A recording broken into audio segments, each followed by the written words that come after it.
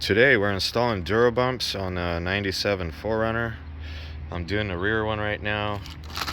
Just got the factory bump stop off. All you need is a little breaker bar and a 12mm socket. And then this is the rear Durobumps for vehicles with 0 to 2 inches of lift. I have exactly 2 inches of lift. And as you can see, you get the Loctite and the new bolts. And then it's kind of soft here, and then it gets harder progressively.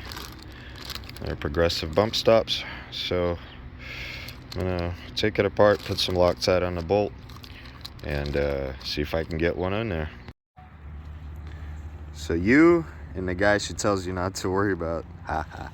Anyway, on the left we got the Durobumps, and then on the right we got the ugly stock hard, super hard bump stop. This one's like squishy. Whack, whack. Guess let's go. And I already got one side installed, just a 12mm bolt. Let's go do the other side and I'll show you guys. Alrighty, well there they are installed. Right there. Lined them up as good as I could to the axle. Look at this other side right here. Boom. There you guys have it. The rear is done. Alright, we got, so these are the front ones right here.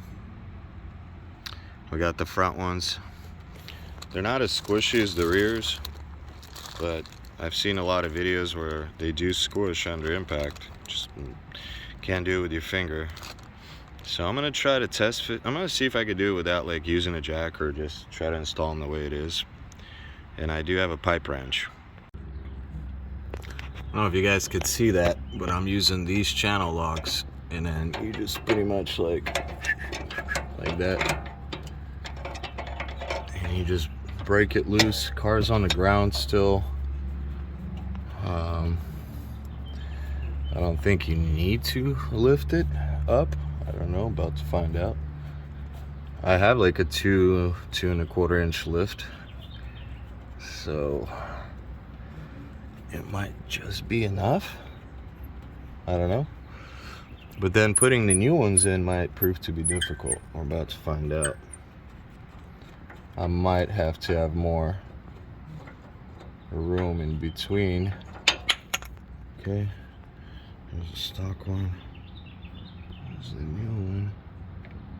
It has a little slit that has to face the wheel. Let's see, where's the hole? I guess it's fine. Yeah, I'm gonna clean it up a little bit.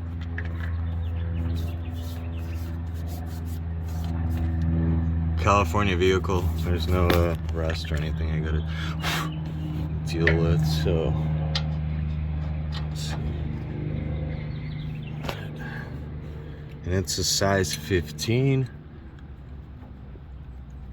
If we'll be able to get that. Yeah, see, that's the problem, is getting a socket in there. No. Yeah, I might need to get a short socket. That might be the only issue. Okay, let me get a short socket. I'll be right back. Well, using a bunch of wrenches and different little, like, basically that. And different wobble extensions, whatever, I was able to do it just like that, with the car on the ground. I just turned the wheel and that was it. So let's go do the other side now. All right, well there's the stock one, there's a brand new one. Huge difference. Let's go do the other side. All right, so on this side got one of these things going. Alright. And it's a size 14. For whatever stupid reason, I thought it was a size 15. And I was like, why is this slipping off? Alright. Put this way. Okay. It's easier to rotate it the opposite way while you're tightening it. Give yourself more room. And you get close to the end. We're near that right now. Okay, I'm gonna crank on this and get back. Alright guys, she's all done.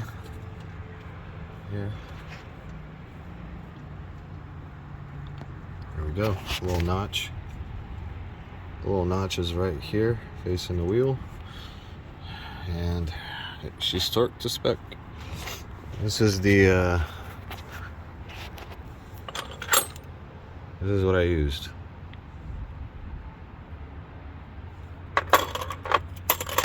That worked.